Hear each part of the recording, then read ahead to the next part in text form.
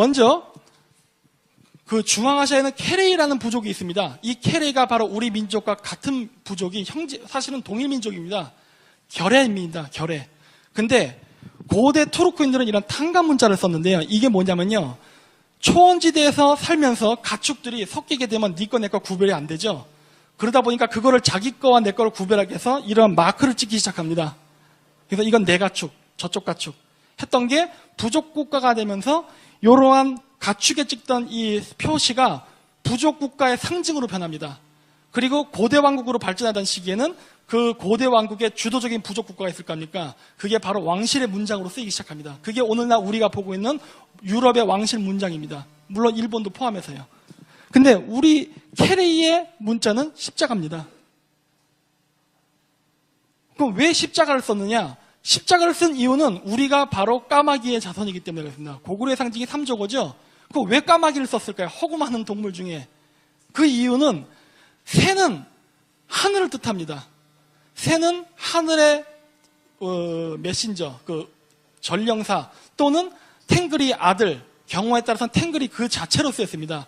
케레이는 까마귀 부족, 즉 탱글이의 자손이라는 사상이 있었기 때문에 십자가를 썼는데 이 십자가가 어디서 왔냐면은 하늘을 나는 새의 상형 문자입니다. 그래서 우리가 그걸 쓰는 거고요. 몽골어로 케레는 까마귀입니다. 케레이 부족하면 케레가 뭐냐? 까마귀예요. 그러면서 십자가입니다. 이번에도 제가 몽골에 가서 물어봤어요. 그때 그렇더라고요. 케레라는 말은 까마귀이면서 십자가를 뜻한다라고 하더라고요. 그래서 케레이라는 부족의 명칭은 까마귀 상태인데, 그래서 보시면은 하늘에 나는 새를 이렇게도 표현할 수 있고요. 이건 우리나라 방식이죠. 켈트족은 이렇게 표현했습니다. 왜냐? 하늘에 나는 새는 십자가 그 자체이기 때문에. 이게 바로 단군 십자가입니다. 십자가는 기독교가 아닙니다, 사실. 기독교가 십자가 쓰게 된 거는 AD 431년부터입니다. 그 이전까지는 우상숭배라고 해서 거절을 했었습니다. 그래서 여기 보면은 천당공원에도 똑같은 마크가 있죠. 왜냐? 원나라의 징기스칸이 몽골 제국을 세웠을 때 몽골 제국의 국교는 샤머니즘, 즉 단군교였습니다. 그래서 천당공원도 똑같이 단군 십자가를 표시하고 있죠. 이거는 터키 학자입니다. 그러면 이거 그냥 저 혼자만의 생각이냐? 아까 얘기했던 건 몽골 학자의 생각이고요. 요거는 제가 투르크에서 직접 확인한 겁니다. 터키에서는 뭐라고 얘기하느냐? BC 2만 년 전부터 이미 이 단군 십자가라는 게 존재를 했는데, 물론 터키 아나톨리아를 기준으로 얘기한 겁니다. 이 사람들은 이걸 뭐라 그러냐? 오즈, 오크, 오그, 우슈라 그래가지고 탱그리가 지상으로 내려오는 거로 설명을 합니다. 보통 우리가 천지야 또는 뭐 국부, 국무라 그러죠. 고대 알타이 민족들은 모든 지도자는 탱그리, 즉 단군 하느님이 지정을 해서 내려준다는 생각이 있었습니다. 그럼 어떻게 내려오느냐? 그거를 설명하는 겁니다. 투르크인들은. 그걸 어떻게 설명했냐? 오즈라는 건 뭐냐? 탱그리가 지상으로 내려온다는 소리입니다. 인간의 지배하는 왕이 되기 위해서. 그게 오즈고요. 오크는 뭐냐? 그냥 뿅 나타난 게 아니라 인간 여인의 몸을 빌려서 태어난다는 게 바로 오크입니다. 그냥 나타난다는 게 아닙니다. 그러니까 세 번째는 뭐냐? 그래서 태어난 인간화된 탱그리가 이 세상을 지배하거나 뭐 종교를 만들거나 철학으로 굉장한 영향을 뻗친다는 소리고요. 마지막에 우슈가 뭐냐면은 모든 일이 다 끝나면 다시 하늘로 승천한다는 이야기입니다. 지금 제가 한 얘기 기독교의 예수 탄생과 똑같죠? 똑같죠? 그 이유는 또 나중에 말씀드리도록 하겠습니다. 탱그리 사상에서는요, 노아의 방주, 바벨탑, 언어가 갈라지게 된 이야기, 천지창조, 탱그리 이 전설, 모든 게 다 있습니다. 이거는 바로 그래서 이 탱그리 십자가, 우리가 알고 있는 기독교에 쓴 십자가 어떻게 유럽으로 들어갔나를 쓴 학자인데요. 이 사람은 러시아 사람입니다. 러시아 사람이자 카자긴인데 러시아에 사는 역사학자인데요. 이 사람이 그래서 무엇을 찾았냐? 원래 십자가는 단군교의 상징이었다. 하지만 성조지, 여기 카톨릭 계신 분은 아마 아실 겁니다. 성조지라는 분이 있었는데 그 사람이 중근동, 지금의 이스라엘 지방이죠. 그 지역을 정복하는 과정에서 십자가를 도입했다고 합니다. 왜 도입했느냐? 그 당시 이 지역엔 아까 제가 구다 천국이라고 했던 급착족이 원래 그 지역에 살고 있었는데 이 사람들을 정복하고서 기독교로 개종을 하려니까 국민들이 저항이 있어서 어떻게 했느냐? 성조지가 협상을 한 게 그러면 너희들 종교 이름만 하나님을 그러니까 그 기독교 하나님으로 바꿔라. 대신에 십자가는 그대로 쓰라고 제안을 합니다. 그게 성조지가에서 그때 만들어진 게 바로 성조지교회입니다. 이때부터 그 성상숭배 논란이 유럽에서 일어나죠. 그래서 이 당시에는 로마 바티칸에서 그걸 거절합니다. 있을 수 없는 일이다. 그래서 나중에 성조지는 그 로마 교황에 의해서 죽습니다. 하지만 AD 431년이 되면은 그 십자가를 아예 로마 카톨릭 전체에 뿌려버리고 공인을 해버리죠. 그래서 그때 우리가 알고 있는 십자가가 유럽으로 들어간 겁니다. 원래 그 이전부터 있었어요. 그리고 이걸 어떻게 했느냐? 십자가를 썼고요. 아까 그 천막에도 보셨죠? 지붕 다 십자가를 씁니다. 하고 기도를 할 때 카톨릭 사람들 보통 어떻게 기도합니까? 이거 하고 이거 하죠? 탱그리 주의자들은요, 손을 요렇게 하고 요렇게 하고 기도를 했습니다. 이게 오늘날 카톨릭에 그대로 쓰이고 있죠. 다음 장 보여주시겠습니까? 이건 제가 러시아로 된 문헌자 그대로 복사한 겁니다. 민감한 부분이라서 확실하게 하기 위해서 갖고 왔습니다. 여기 보면 뭐라 나냐면 제가 대충 썼는데 게오르기, 조지를 뜻하는 러시아 표현입니다. 게오르기는 킵착족과 살면서 킵착족의 문화를 알게 되었다. 킵착족들은 십자가와 성호를 그는 풍습을 갖고 있었는데 성호를 그을 때 그 사람들은 부처님 모양의 손을 했다 이럽니다. 부처님의 손이라는 것은 요 모양 또는 이 모양입니다. 를 하고 있었다라고 기록해놨어요. 근데 그게 불교 풍습이 아닙니다. 원래 샤머니즘 풍습입니다. 네, 다음으로 넘어가겠습니다. 그래서 그러면 제가 얘기했던 결례가 왜 케레이냐? 그걸 일단 증명해야겠죠? 일단 공통점은 양쪽 다 알타이계 언어의 북방민족의 피가 흐르고 있습니다. 그러면 다시 비교 의문학적으로 한번 살펴볼게요. 케레이, 몽골에서는 케레이드 또는 케레이트 뭐 이런 식으로 부릅니다. 이게 왜 그러면 같게 되느냐? 중국에서는 케레이족을 걸리에라 부릅니다. 케레이, 걸리에. 근데 다른 중국 문헌책과 요사, 금사, 그 다음에 몽골 비사를 보면요. 이 케레이족이요. 고려 사람이에요. 걸리에, 고려. 발음도 비슷해지죠, 실질적으로. 비교 의문학적으로 걸리에, 고려, 케레이, 케레이드, 케레이트, 결에는 다 같은 어원을 갖고 있어요. 한자를 어떻게 쓰냐에 따라 그리고 어떤 민족이 표기했냐에 따라서 발음이 약간씩 해서 가지각색으로 변한 거지 기본적으로 같습니다. 여기에 이트가 붙은 건 마찬가지로 복수입니다. 케레이예요. 러시아 사람들이 한국 사람을 까리에츠라 부릅니다. 남자는 까리에츠, 여자는 까리안까. 여기서 어가는 까리에입니다. 중국 사람은 컬리에, 한국 사람은 까리에, 츠. 남자 명사를 나타내서 붙이는 전미사지요. 똑같죠? 고려와 결에는 어원이 같습니다. 그래서 그와 관련된 이름들이 쭉 분포한 걸 보면요. 시대순으로 일단 문헌상으로 가장 오래된 지역은 요하 지역입니다. 이번에 홍산문명 발견된 데 있죠. 그 지역에서는 구려라 불렸고 만주에서는 고려, 만주에서 또 케레이, 몽골에서는 케레이트, 바이칼로스에서는 콜이라 불렀습니다. 다 같은 민족인 거 아시죠? 부리아트의 부리는 부여라고 했지 않습니까? 여기서도 갑자기 부리아트가 또 튀어나오네요. 그럴 수밖에 없죠. 부위에서 고구려가 나왔으니까 부리아트에서 코려가 나온다고 뭐가 이상할 게 있겠습니까? 당연히 같겠죠. 부리야트, 케레이트. 이트, 야트는 들이라 그랬죠. 그래서 보면은 이거는 카자흐스탄 족보에 나온 케레이의 이동입니다. 이거는 사실 저는 완전히 동의 못합니다. 왜냐하면 케레이는 그 이전에도 존재했기 때문에요. 근데 어쨌든 현재 자기네들이 인식하고 있는 케레이는 8에서 9세기 사이에 만주에서 왔다고 합니다. 근데 만주에서 자기네들이 오고 싶어 온 게 아니라 거란족과의 전쟁에서 패해서 왔다고 합니다. 그러면서 이렇게 케레이와 거란의 그 독립전쟁을 했던 역사 기록을 여기 쭉 써놨어요. 924년에 항쟁했고 983년, 1026년, 1090년에 항쟁했다라고 했는데 이게 그대로 삼국사기의 기록과 거의 비슷하게 맞아갑니다. 케레이가 924년에 만주에서 요나라의 상대를 해서 독립운동을 했을 때 924년에 발해가 멸망했습니다. 924년에 거란족이 쳐들어서 925년에 발해가 멸망한 날이에요. 그리고 케레이가 983년에 다시 만주에서 요나라를 상대로 독립운동했을 때 986년에 후발해와 정한국은 멸망했습니다. 그리고 1026년에 다시 케레이가 독립운동을 했는데 1030년에 마지막 발해 운동이었던 흥려국이 멸망해요. 거의 1, 2년 차에 오차를 두고 똑같이 나갑니다. 그러면 만주에 거란을 상대로 독립운동을 거의 1, 2년 차로 했던 그 케레이라는 사람은 도대체 누굽니까? 고려죠. 아까 비교 의문학적으로도 설명했는데 역사 기록으로도 설명이 되죠. 같은 민족이라는 걸 알 수가 있습니다. 저 다음 장이요. 그래서 13세기에 마지막으로 1030년에 그 저항을 했던 케레이가 요 나라를 못 이기고 결국 망하는데 그때 몽골 초원으로 이동했다고 합니다.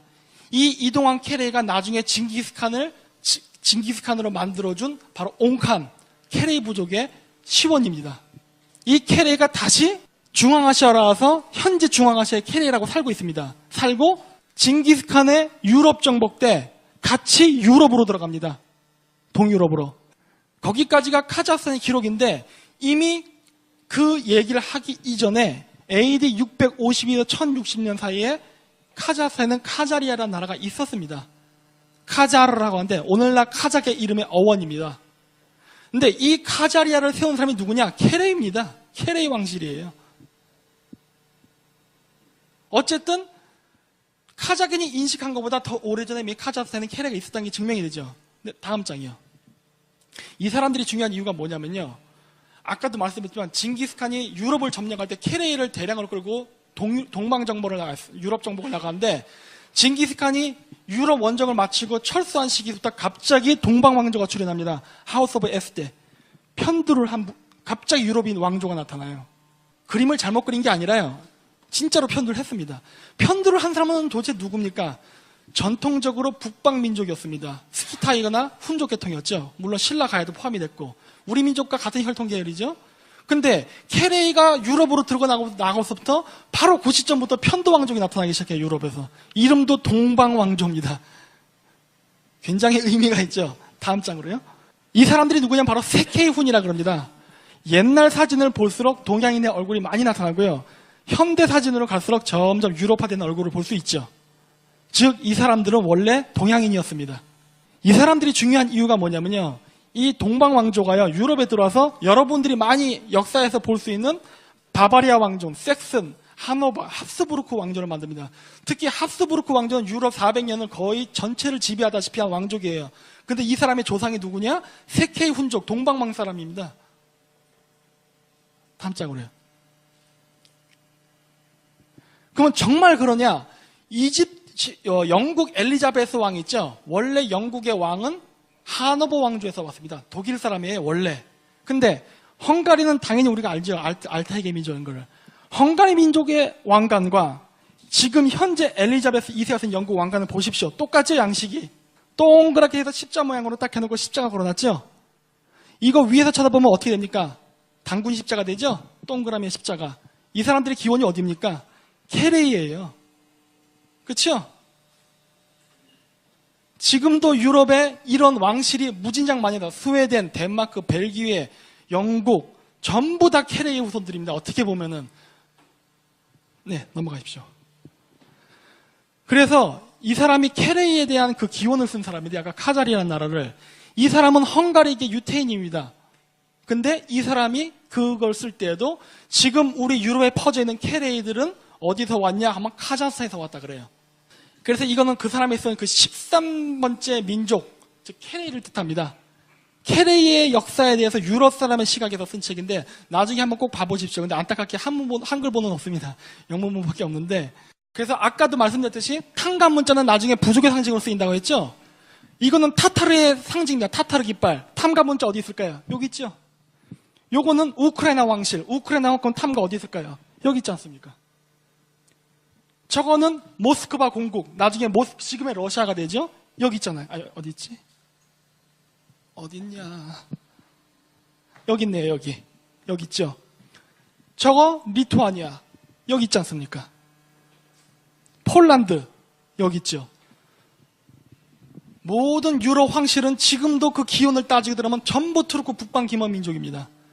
하나도 빠짐없이 쫙 증명할 수가 있어요. 전부 이렇게 남아있기 때문에. 그리고 실질적으로 그렇고요. 자, 다음 장이요. 자, 그러면 아까 그 혈연관계였고요. 그러면 당군이라는 게 아까 정치 지도자만 제가 쭉 설명했는데 당군은 태양이라고 됐죠. 사실 당군이라는 이름에 세 개가 있습니다. 제가 샤머니즘하고 쭉 연구하다 보니까 결론이 뭐였냐. 당군이라는 개념은요. 첫 번째 하늘의 신이라는 개념이 있습니다. 우리가 얘기하는 신의 개념으로서 당군이 있고요. 두 번째 개념은 정치 지도자입니다. 왜냐 아까 얘기한 그 십자가 원리 설명했죠. 모든 민족의 지도자는 탱그리가 지명에서 태어났다. 그래서 자기는 탱그리 아들이라고 얘기하거든요. 천자입니다. 그래서 그래서 정치 지도자의 의미로서 하나가 또 있습니다. 마지막 세 번째가 뭐냐면 종교적 의미입니다. 그 탱그리라는 의미가요, 불교적 의미라면 불심입니다. 탱그리는 내 마음속에 있다는 그 자아의 개념입니다. 이게 왜 그러냐면요, 그 샤머니즘에는요, 대우주, 나, 소우주라는 개념이 있습니다. 불교랑 똑같아요. 그 이유는 나중에 설명하겠습니다. 똑같은 개념이 그대로 취하면서, 그렇기 때문에 대우주에 있는 탱그리가 있다면 즉 내가 사는 인간 세계에는 지도자로서의 탱그리가 있는 거고, 그 내 내면에 있는 또 탱그리가 있지 않습니까? 그게 바로 단심이 되는 겁니다. 어떻게 명칭을 불러야 모르겠지만 제가 그렇게 붙였습니다. 즉 탱그리를 찾는 방법은 하늘을 보고 기도하는 방법도 있지만, 스스로 이걸 뭐라 해야 될까, 명상이라고 해요, 참선이 됐든 뭐 그런 걸 통해서 내면으로부터 찾아낸다는 그러한 사고방식도 있었던 거예요. 이미 보여줘 버렸는데, 이게 탕나 또는 샴발라라는 상징입니다. 티베트 불교나 불교에 보면 많이 나와요. 저것도 탕나 또는 샴발라입니다. 모양을 잘 봐두십시오. 근데 아까 탕나는 탱그리에서 나왔다 그랬죠, 이름이. 근데 갑자기 불교 얘기가 나와버리기 시작합니다. 그럼 다른 그림을 볼까요? 넘겨주세요. 아이고, 너무 빨랐네. 이거는 얀트라입니다. 탕나, 탕그라와 얀트라, 탄트라가 같죠? 비교 우문학적으로도 같지만 철학사상 상징기호가 자체가 같죠?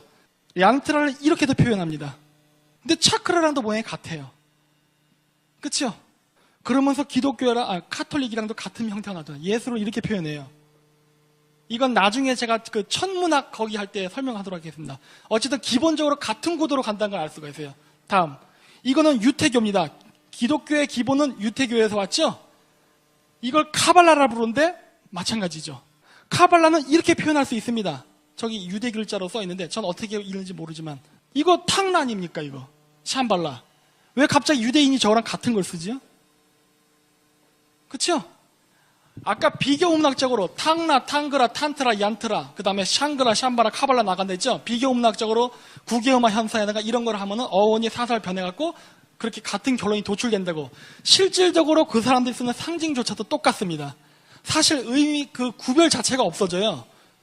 근데 이거의 모든 기원으로 따지고 가면 어디로 갑니까? 샤머니즘으로 가요. 탱그리 사상으로. 다음이요. 그래서 이거는 아메리칸 인디안까지도 똑같이 갑니다. 걔들은 시볼라라 불렀습니다. 카발라, 시볼라, 샴발라. 발음 같죠? 이렇게 나갑니다. 그 표현 방법을 이렇게도 표현하는데, 이걸 왜 이렇게 표현했냐면은 아까도 얘기했듯이 그 원래 샴발라라는 것은 고대 티베트에 있었던 그 신들이 사는, 아바타 신들이 사는 아주 이상적인 파라다이스의 제국을 얘기합니다. 한데 그건 아까 얘기했죠? 탱글이라는 개념은 세 개가 있다고. 그거는 지상에서의 천국을 얘기하는 거고요. 그 천국을 찾는 방법은 자기 스스로부터 끌어내지 않습니까? 바로 명상입니다. 산 꼭다기에서 참 사는 거, 이거 자체가 샴발라입니다. 즉 샴발라, 즉 천국을 만드는 방법은요, 이렇게 나라를 건설해놓은 그 방법도 있고요, 자기가 스스로를 깨달음을 통해서 마음속으로서 샴발라도 하는 겁니다. 결국 같은 얘기예요. 불교에서도 그런 얘기 하죠. 그게 오늘날의 프리메이슨들이 이렇게 쓰는 거고, 이거는 미국 인디안이 쓰던 겁니다. 근데 똑같죠. 저거는 BC 2만 년 전 겁니다. 이미 그러한 사고방식은 옛날부터 존재했던 거예요. 다음이요. 그래서 다시 보면 탕나, 탕그라, 탄트라, 샹그라 발음이 이렇게 변하는 게 황당하지 않다는 걸 알 수가 있죠. 같다는 걸 이미 볼 수 있기 때문에 그렇습니다. 다음이요. 그래서 이렇게도 표현을 할 수가 있죠. 이거 자체가 샴발라입니다. 몽골 탕가 문자로 이게 샴발라예요. 몽골에서는 샴발라 할 때 이렇게 그립니다. 이렇게. 그게 바로 명상할 때 제3의 눈이 떠지는 게 바로 샴발라죠. 깨달음이죠. 요거는 사크족들의 골품 제도도 마찬가지로 그 철학 개념을 정치 지도에 이용해서 썼습니다. 나중에 설명하도록 하겠습니다. 그리고 이건 영국의 하이드 파크도 샴발라를 이렇게 만들어놨죠. 상징적으로. 왜냐하면 영국은 켈트족의 후예니까. 그래서 아까도 얘기했듯이 단군이라는 건 세 가지 의미.